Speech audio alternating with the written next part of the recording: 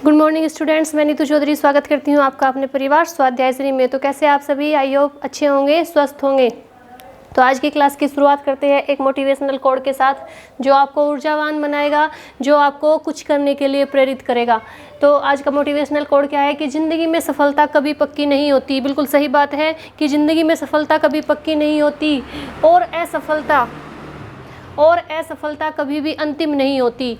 सफलता कभी पक्की नहीं होती, लेकिन असफलता भी कभी अंतिम नहीं होती। ये नहीं है कि हमें असफलता ही मिलती रहेगी। एक ना एक दिन सफलता ज़रूर मिलती है, लेकिन शुरुआत में इन्होंने क्या बोला कि ज़िंदगी में सफलता कभी पक्की नहीं होती और असफलता कभी अंतिम नहीं होती। इसलिए कोशिश तब तक जारी रखो जब तक जीत आपकी इतिहास न बन जाए। जब तक आपकी जीत इतिहास न बन जाए, आपको तब तक कोशिश जारी रखनी है, क्योंकि असफलता कभी अंतिम नहीं होती। ठीक है, तो आज इसी के साथ आज की क्लास की शुरुआत करते हैं, जिसमें हम क्या लेके आए हैं, वन लाइनर क्वेश्चंस। मैंने आपको बोला था कि 24 तारीख को UPSSC पैट का एग्जाम है, तब तक हम खाली वन लाइनर क्वेश्चंस ही करेंगे। उसके बाद हम अपना चैप्टर लेके आएंगे, नया थ्योरी। पिछली बार जो हमारा चैप्टर कंप्लीट हुआ था वो कौन सा हुआ था, अस्थितंत्र कंप्लीट हुआ था।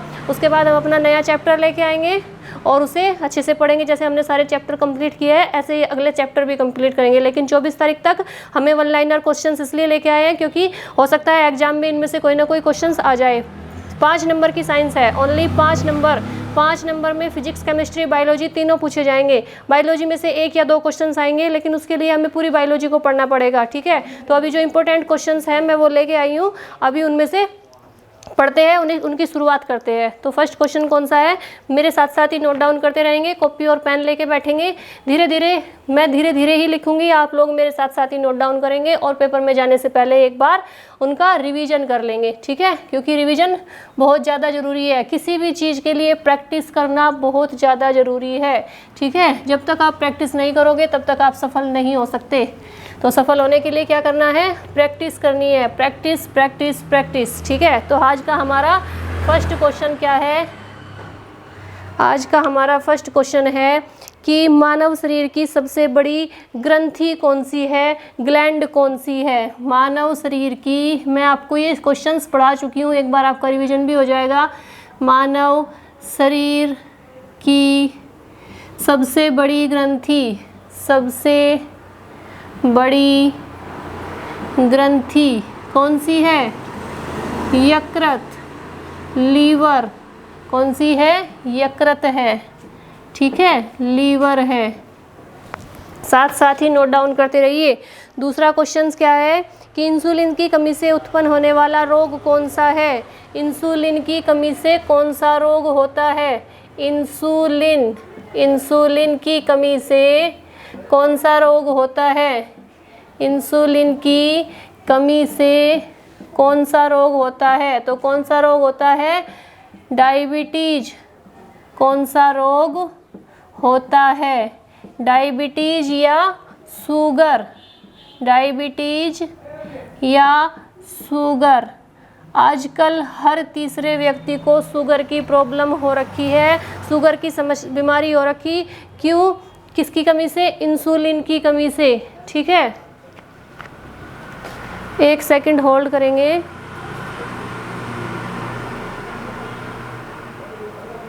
ठीक है, तो नेक्स्ट क्वेश्चन क्या है, नेक्स्ट क्वेश्चन है हमारा कि कौन सा पोषक पदार्थ शरीर को त्वरित ऊर्जा प्रदान करता है। ऐसा कौन सा पोषक पदार्थ है जो हमारे शरीर को त्वरित ऊर्जा प्रदान करता है। क्वेश्चन लिखेंगे, कौन सा पदार्थ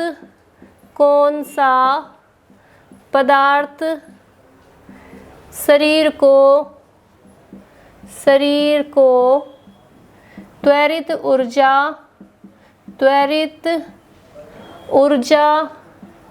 प्रदान करता है। तो कौन सा पदार्थ है जो हमारे शरीर को त्वरित ऊर्जा प्रदान करता है, कार्बोहाइड्रेट। ठीक है, नेक्स्ट क्वेश्चन लिखेंगे, 4 नंबर क्वेश्चन। नेक्स्ट क्वेश्चन है कि शरीर में गैसों का विनिमय किस अंग में होता है। हमारे शरीर में गैसों का विनिमय किस अंग में होता है। मानव शरीर में गैसों का विनिमय यानी आदान प्रदान, गैसों का विनिमय किस अंग में होता है? किस अंग में होता है? तो किस में होता है? किस में होता है बताइए? लंग्स में। लंग्स में यानी फेफड़ों में। और मछली में, मछली जो होती है वो कहाँ से श्वास लेती है? गिल्स से, यानी गलफड़ों से श्वास लेती है। गिल्स यानी गलफड़े। और ब्लू व्हेल जो मछली है वो कहाँ से, कौन से अंग से श्वास लेती है? वो लेती है लंग्स से। ठीक है, नोट डाउन कीजिए फटाफट। फर्स्ट क्वेश्चन है, मानव शरीर की सबसे बड़ी ग्रंथि यकृत। इंसुलिन की कमी से होने वाला रोग डायबिटीज। कौन सा पदार्थ शरीर को त्वरित ऊर्जा प्रदान करता है? कार्बोहाइड्रेट। शरीर में गैसों का विनिमय किस अंग में होता है? तो लंग्स में होता है, फेफड़ों में होता है। नेक्स्ट क्वेश्चन है कि वृक्क यानी किडनी की कार्यात्मक इकाई क्या है? जो किडनी है, वृक्क है, वो उसकी कार्यात्मक इकाई क्या है? वृक्क यानी किडनी। किडनी की कार्यात्मक इकाई, ये क्वेश्चंस एग्जाम्स में पूछे जा सकते हैं। कार्यात्मक इकाई क्या है? तो क्या है? नेफ्रॉन। नेफ्रॉन कौन सी है कार्यात्मक इकाई? नेफ्रॉन। नेक्स्ट क्वेश्चन आता है कि नाइट्रोजनी उत्सर्जी पदार्थों में सबसे अधिक मात्रा में क्या पाया जाता है? नाइट्रोजनी, जो नाइट्रोजन युक्त होते हैं, नाइट्रोजनी उत्सर्जी पदार्थों में सबसे अधिक क्या पाया जाता है? सबसे अधिक क्या पाया जाता है? सबसे अधिक क्या पाया जाता है? तो क्या पाया जाता है? यूरिया। यूरिया सबसे अधिक पाया जाता है। कौन से पदार्थों में? नाइट्रोजनी उत्सर्जी पदार्थों में, यानी जो नाइट्रोजन युक्त उत्सर्जी पदार्थ होते हैं उसमें सबसे अधिक मात्रा में क्या पाया जाता है? यूरिया पाया जाता है। नेक्स्ट क्वेश्चन लिखेंगे कि आँख के किस भाग के नष्ट होने पर आँखों की रोशनी समाप्त हो जाती है? आँख के किस भाग के समाप्त होने पर आँखों की रोशनी समाप्त हो जाती है, यानी व्यक्ति अंधा हो जाता है? किस भाग के? नेक्स्ट क्वेश्चन है कि आँखों के, मेरे साथ साथ नोट डाउन करते रहिए, आँखों के किस भाग के समाप्त हो जाने पर, समाप्त यानी ख़त्म हो जाने पर, समाप्त हो जाने पर, आँखों के किस भाग के समाप्त हो जाने पर आँखों की रोशनी चली जाती है? आँखों की रोशनी चली जाती है। किसके समाप्त होने पर? कार्निया। कौन सा भाग है ऐसा? कार्निया, जो हमारी आँखों का कार्निया भाग है, अगर वो ख़त्म हो जाता है तो उसके ख़त्म हो जाने पर हमारी आँखों की रोशनी चली जाती है, हम अंधे हो जाते हैं। इसे नोट डाउन कीजिए, फिर मुझे इसे रफ करना है। एक बार मैं रिपीट करा देती हूँ कि मानव शरीर की सबसे बड़ी ग्रंथि कौन सी है? यकृत है। इंसुलिन की कमी से कौन सा रोग होता है? डायबिटीज होता है। कौन सा पदार्थ शरीर को त्वरित ऊर्जा प्रदान करता है? कार्बोहाइड्रेट करता है। शरीर में गैसों का विनिमय किस अंग में होता है? लंग्स में होता है। वृक्क यानी किडनी की कार्यात्मक इकाई क्या है? नेफ्रॉन है। नाइट्रोजनी उत्सर्जी पदार्थों में सबसे अधिक क्या पाया जाता है? यूरिया पाया जाता है। आँखों के किस भाग के समाप्त हो जाने पर आँखों की रोशनी खत्म हो जाती है? कार्निया की रोशनी खत्म हो जाती है। एक बार मैं साइड हो जाती हूँ, आप लोग नोट डाउन कीजिए फटाफट से, ठीक है? फिर नेक्स्ट क्वेश्चन लेके आएंगे।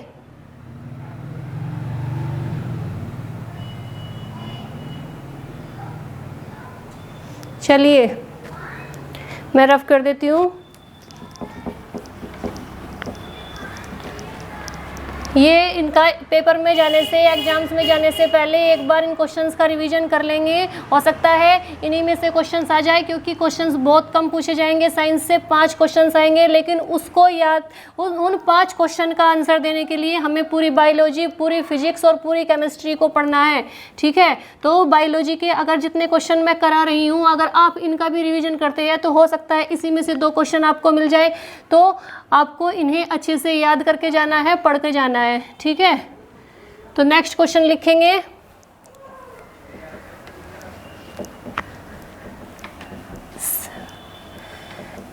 नेक्स्ट क्वेश्चन क्या है?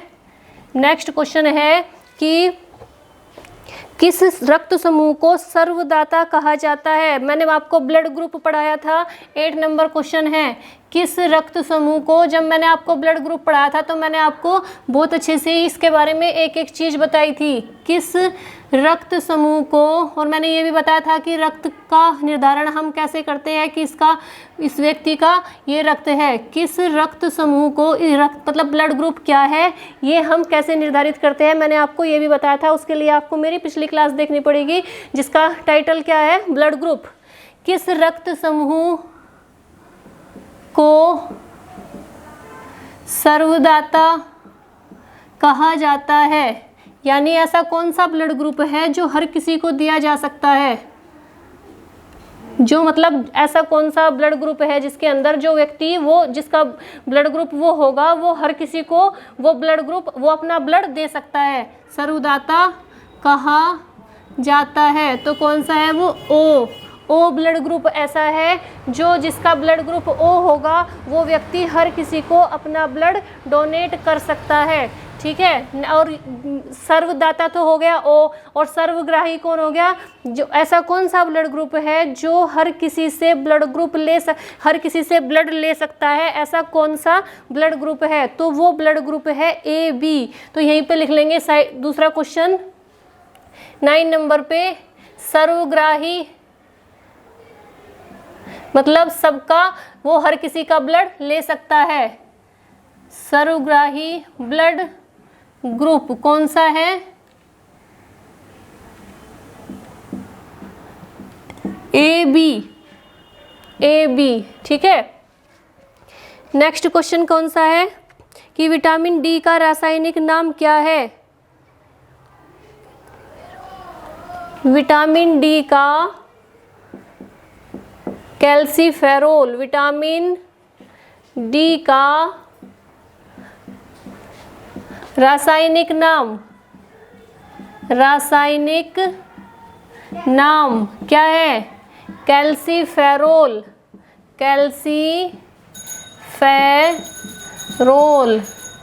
कैल्सीफेरोल, ठीक है। Next question 11 number, next question है कि शरीर में ताप का नियंत्रण कौन करता है? मैंने आपको बहुत अच्छे से पढ़ाया था, शरीर में ताप का नियंत्रण कौन करता है? शरीर में ताप का नियंत्रण कौन करता है? नियंत्रण कौन करता है? तो कौन करता है? हाइपोथैलेमस। मैंने आपको हाइपोथैलेमस के बारे में बहुत अच्छे से डिफाइन करके बताया था कि जो हाइपोथैलेमस है उसी की वजह से हमारे अंदर जितनी भी फीलिंग्स आती है, हंसना, रोना, गाना, खाना पीना, मन नहीं लग रहा, नाचने का मन कर रहा है, किसी से लड़ने का मन कर रहा है, कुछ तोड़ फोड़ करने का मन कर रहा है, किसी से नफरत करने का मन कर रहा है, किसी से प्रेम करने का मन कर रहा है, तो वो किसकी वजह से होती है? वो सारी फीलिंग वो हाइपोथैलेमस की वजह से होती है, दिल की वजह से नहीं होती। दिल में कोई फीलिंग नहीं होती, सारी फीलिंग कहाँ पे होती है? हाइपोथैलेमस में होती है। तो इसे, और जो हमारे शरीर का जो ताप होता है, तापमान होता है, टेम्परेचर होता है, उसे कंट्रोल करने का कार्य कौन करता है? हाइपोथैलेमस ही करता है, ठीक है। नेक्स्ट क्वेश्चन लिखेंगे, नेक्स्ट लिखेंगे कि किडनी का मुख्य कार्य क्या है? किडनी यानी वृक्क, किडनी का मुख्य कार्य क्या है? किडनी का मुख्य कार्य क्या है? मुख्य कार्य क्या है? तो क्या है? किडनी का मुख्य कार्य है शरीर से क्या करना? अपशिष्ट पदार्थों का उत्सर्जन करना। शरीर से अपशिष्ट पदार्थों यानी बेकार पदार्थ, अपशिष्ट पदार्थों का उत्सर्जन करना क्या है किडनी का मुख्य कार्य? शरीर से अपशिष्ट पदार्थों का, बेकार पदार्थों को बाहर निकालने का कार्य किसका है? किडनी का है। ठीक है। नेक्स्ट क्वेश्चन है कि हीमोग्लोबिन का महत्वपूर्ण घटक क्या है? हीमोग्लोबिन का महत्वपूर्ण घटक। नेक्स्ट क्वेश्चन है, हीमोग्लोबिन का महत्वपूर्ण घटक क्या है? हीमोग्लोबिन का महत्वपूर्ण घटक क्या है? तो क्या है? लोहा है। लोहा यानी आयरन। क्या है? लोहा। और ब्लड का लाल रंग किसकी वजह से होता है? हीमोग्लोबिन की वजह से ब्लड का, रक्त का कलर लाल होता है। नेक्स्ट क्वेश्चन कौन सा है कि मानव शरीर की सबसे बड़ी व सबसे छोटी हड्डी कौन सी है? बोन कौन सी है? नेक्स्ट क्वेश्चन लिखेंगे, मानव शरीर की सबसे बड़ी व सबसे छोटी बोन कौन सी है? सबसे छोटी बोन या हड्डी कौन सी है? तो सबसे बड़ी कौन सी है? मैंने आपको बताया था जब अस्थि तंत्र पढ़ाया था, तो सबसे बड़ी है फीमर। फीमर कहाँ पे होती है? हमारी थाई में होती है। और सबसे छोटी होती है स्टेपिस। स्टेपिस कहाँ पे होती है? हमारे कान की सबसे छोटी और अंदर वाली सतह में जो स्थित होती है वो होती है स्टेपिस। कान में कितनी अस्थियाँ पाई जाती है? 3 अस्थियाँ पाई जाती है। मैलियस जो बाहर वाली सतह में होती है, कान के बाहरी भाग में होती है। इनकस जो स्टेपिस और मैलियस के बीच में स्थित होती है। और स्टेपिस जो कान के अंदर सबसे निचली सतह होती है और सबसे छोटी बोन मानी जाती है हमारे मानव शरीर की, यानी हमारे शरीर की। ठीक है। नेक्स्ट क्वेश्चन आता है। नेक्स्ट क्वेश्चन क्या है कि वायरस से फैलने वाले रोग कौन कौन से हैं? वायरस से फैलने वाले रोग 15 नंबर क्वेश्चन है। वायरस से फैलने वाले रोग। आजकल जो सबसे भयंकर वायरस है वो कौन सा चला हुआ है? कोरोना। आप सभी को पता है, जिसने सबकी हालत खराब कर रखी है, जिसने लोगों के पूरा का पूरा परिवार ख़त्म हो चुका है। कोरोना में लोगों की बहुत बुरी दशा हुई है। जिन लोगों का काम नहीं चल रहा था उन्होंने आत्महत्या कर ली। कुछ बीमारी से मर गए, कुछ भूखे मर गए, कुछ अपने घर जाने की वजह से मर गए। बहुत हालत ख़राब हुई। तो वायरस से फैलने वाले कौन कौन से रोग होते हैं? एड्स होता है, चेचक होता है। एड्स भी किससे फैलता है? वायरस से। और चेचक भी और खसरा भी, ये किससे फैलते हैं? वायरस से फैलने वाले रोग है। फटाफट से इसे नोट डाउन कीजिए। एक बार रिपीट कर लेते हैं कि किस रक्त समूह को सर्वदाता कहा जाता है? ऐसा कौन सा ब्लड ग्रुप है जो व्यक्ति हर किसी को दे सकता है? ओ ब्लड ग्रुप है। और सर्वग्राही, हर किसी से जो व्यक्ति ब्लड ले सकता है वो ए बी होना चाहिए, ए बी पॉजिटिव होना चाहिए। विटामिन डी विटामिन डी का रासायनिक नाम क्या है? विटामिन डी का रासायनिक नाम है कैल्सीफेरोल। शरीर में ताप का नियंत्रण कौन करता है? हाइपोथैलेमस करता है। सारी फीलिंग्स का भी वहीं से बनती है, हाइपोथैलेमस से ही। हंसना, रोना, गाना, सब कुछ, जितनी फीलिंग होती है हमारे शरीर में, जितनी भी फीलिंग होती है वो कहाँ से बनती? कौन बनाता है? हाइपोथैलेमस बनाता है। हीमोग्लोबिन का महत्वपूर्ण घटक क्या है? हीमोग्लोबिन का महत्वपूर्ण घटक है लोहा यानी आयरन है। नेक्स्ट है कि मानव शरीर की सबसे बड़ी अस्थि कौन सी है? फीमर है, जो हमारी थाई में होती है। सबसे छोटी है स्टेपिस। टांग में कौन कौन सी होती है? टिबिया और फेबुला। ठीक है। वायरस से फैलने वाले रोग कौन कौन से हैं? एड्स, चेचक और खसरा। इसे नोट डाउन कीजिए। मैं साइड हो जाती हूँ, फिर अगले क्वेश्चंस लिखेंगे।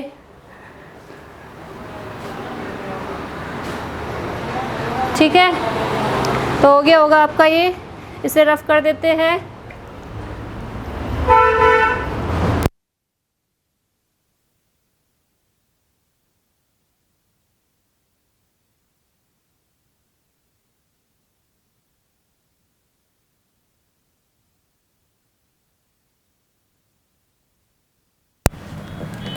नेक्स्ट क्वेश्चन लिखेंगे। इसके बाद कितने हो गए? ये 15 क्वेश्चंस हो चुके हैं। 20 करेंगे कम से कम। 16 नंबर का क्वेश्चन लिखेंगे। मेरे साथ साथ ही नोट डाउन करते रहिए। जैसे मैं लिखती हूँ, आपको इतना टाइम मिलता है कि जब मैं लिखती हूँ और मैं बोलती भी रहती हूँ साथ साथ, तो आप भी मेरे साथ साथ ही लिख सकते हैं, नोट डाउन कर सकते हैं, ठीक है। तो नेक्स्ट क्वेश्चन क्या है? नेक्स्ट क्वेश्चन हमारा 16 नंबर का क्वेश्चन है कि जो मलेरिया है, मलेरिया रोग किस परजीवी के संक्रमण से होता है? प्लाज्मोडियम से होता है। जो मलेरिया है 16, मलेरिया किस परजीवी के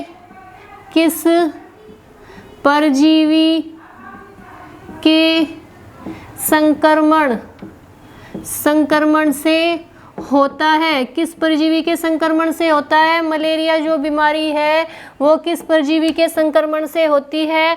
वो होती है प्लाज्मोडियम,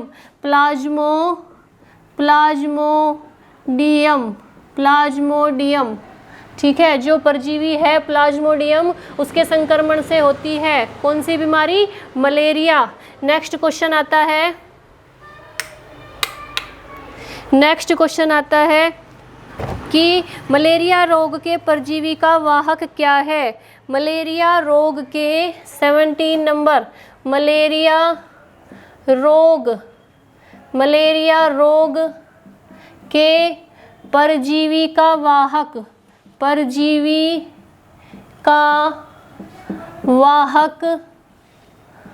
कौन है? परजीवी का वाहक कौन है? तो कौन है? मादा एनोफ्लीज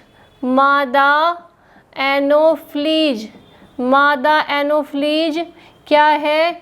मलेरिया रोग के परजीवी का वाहक है, ठीक है। नेक्स्ट क्वेश्चन आता है कि डायलिसिस का प्रयोग किस रोग के लिए किया जाता है? डायलिसिस का प्रयोग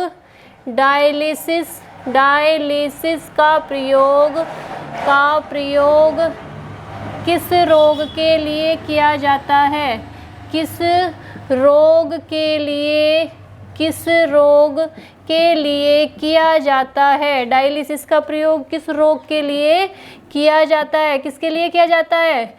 तो डायलिसिस का प्रयोग किया जाता है किडनी के लिए। किडनी यानी वृक्क। जब किडनी में वृक्क में प्रॉब्लम हो जाती है तो किसका प्रयोग किया जाता है? डायलिसिस का प्रयोग किया जाता है। Next question 19 question. Next question क्या है? नेक्स्ट है कि जो शैवालों का जो अध्ययन है उसे क्या कहते हैं? शैवालों के अध्ययन को क्या कहते हैं? फाइकोलॉजी। शैवाल आपने सुने होंगे ना। शैवालों के अध्ययन को क्या कहते हैं? शैवालों के अध्ययन को कहते हैं फाइकोलॉजी। शैवालों के अध्ययन को क्या कहते हैं? तो क्या कहते हैं? फाइकोलॉजी। कवक और शैवाल आपने सुने होंगे ना, तो उसमें से जो शैवाल है उसके अध्ययन को क्या कहते हैं? फाइकोलॉजी। और जो कवक है 20 नंबर का क्वेश्चन है, कवक के अध्ययन को क्या कहते हैं? कवक के डैश कर देती हूँ मैं, कवक के अध्ययन को कहते हैं माइकोलॉजी। तो फाइको और माइको याद रखना है। शैवालों के अध्ययन को कहते हैं फाइकोलॉजी और जो कवक का अध्ययन है उसे कहते हैं माइकोलॉजी, ठीक है। इसे नोट डाउन कीजिए फटाफट से। को एक बार रिपीट कर देते हैं कि मलेरिया किस परजीवी के संक्रमण से होता है? तो किस संक्रमण से होता है? प्लाज्मोडियम।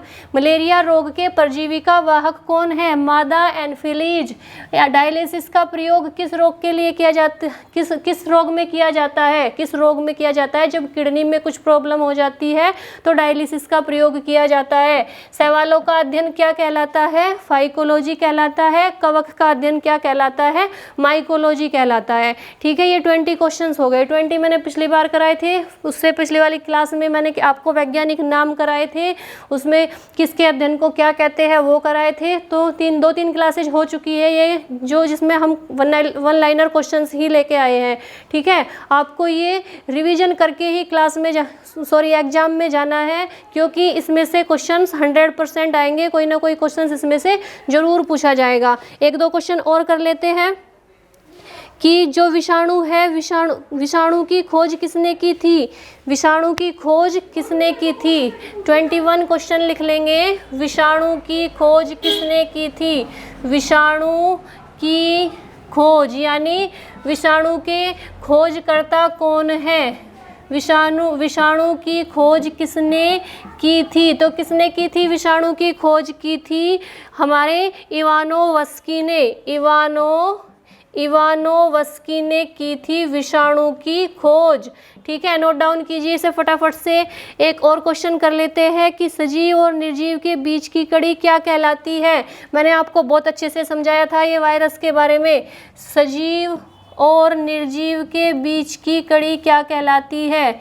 सजीव और निर्जीव के बीच की कड़ी, सजीव और निर्जीव के बीच की कड़ी क्या कहलाती है? बीच की कड़ी क्या कहलाती है? क्या कहलाती है? वायरस कहलाती है। अब क्यों कहलाती है ये मैं आपको एक बार फिर से बता देती हूँ। मान लीजिए जब वो वायरस होता है, जब तक वो इस सरफेस पे है, इस चीज़ पे है, तब तक वो किस अवस्था में है? निर्जीव अवस्था में है। जब उसे हम टच करते हैं, वो हमारे हाथ के अंदर, हमारे शरीर के अंदर प्रवेश कर जाता है, तो वो किस अवस्था में हो जाता है? वो सजीव अवस्था में हो जाता है और अंदर जाकर, शरीर के अंदर जाकर अपना कार्य करना शुरू कर देता है। सेम कोरोना की तरह, जब तक वो यहाँ पे है, हमने उसे नहीं छुआ, तब तक वो हमारे शरीर के अंदर नहीं जा सकता। जब वो हम उसे छुएंगे, टच करेंगे, वो हमारे शरीर में जाकर, सजीव अवस्था में जाकर अपना कार्य करना शुरू कर देता है। और तो सजीव और निर्जीव के बीच की कड़ी को क्या कहते हैं? वायरस कहते हैं। ठीक है, नेक्स्ट क्वेश्चन कर लेते हैं एक और। 23 नंबर क्वेश्चन क्या है कि जो बैक्टीरिया है, बैक्टीरिया की खोज किसने की थी? बैक्टीरिया की खोज किसने की थी? सबसे पहले मैंने कोशिका वाले चैप्टर में पढ़ाया था आपको, बैक्टीरिया की खोज। बैक्टीरिया की खोज किसने की थी? किसने की थी? एंटोनियो ल्यूवेनहॉक ने। एंटोनियो ल्यूवेनहॉक ने की थी बैक्टीरिया की खोज। ठीक है, नेक्स्ट क्वेश्चन 24, आप इसे फटाफट से नोट डाउन कीजिए। 24 क्वेश्चन क्या है? 24 नंबर का क्वेश्चन है कि एक बार इसे फटाफट नोट डाउन कीजिए, फिर मैं इसे रफ कर दूंगी। 24 नंबर है कि रेबीज के टीके की खोज किसने की थी? रेबीज का टीका, रेबीज का टीका, इसकी खोज किसने की थी? लुई पास्चर ने। लुई पास्चर इसने की थी रेबीज के टीके की खोज। लास्ट क्वेश्चन और कर लेते हैं 25 नंबर। 25 क्वेश्चंस हो जाएंगे। 25 है कि टीबी के टीके की खोज किसने की थी? टीबी के टीके की खोज, टीबी के टीके की खोज किसने की थी? टीके की खोज किसने की थी? रॉबर्ट कोच ने की थी टीबी के टीके की खोज। ठीक है, एक बार इसे रिपीट कर लेते हैं। मलेरिया किस परजीवी के संक्रमण से होता है? प्लाज्मोडियम के। मलेरिया रोग के परजीवी का वाहक कौन है? मादा एनोफिलीज। डायलिसिस का प्रयोग किस रोग के लिए किया जाता है? किडनी के लिए किया जाता है। शैवालों के अध्ययन को क्या कहते हैं? फाइकोलॉजी कहते हैं। कवक के अध्ययन को क्या कहते हैं? माइकोलॉजी कहते हैं। विषाणु के खोज किसने की थी? इवानोवस्की ने की थी। मैं साइड हो जाती हूँ, आप फटाफट से नोट डाउन कीजिए।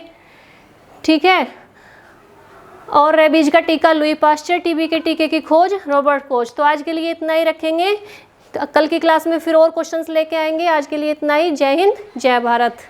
तो ठीक है।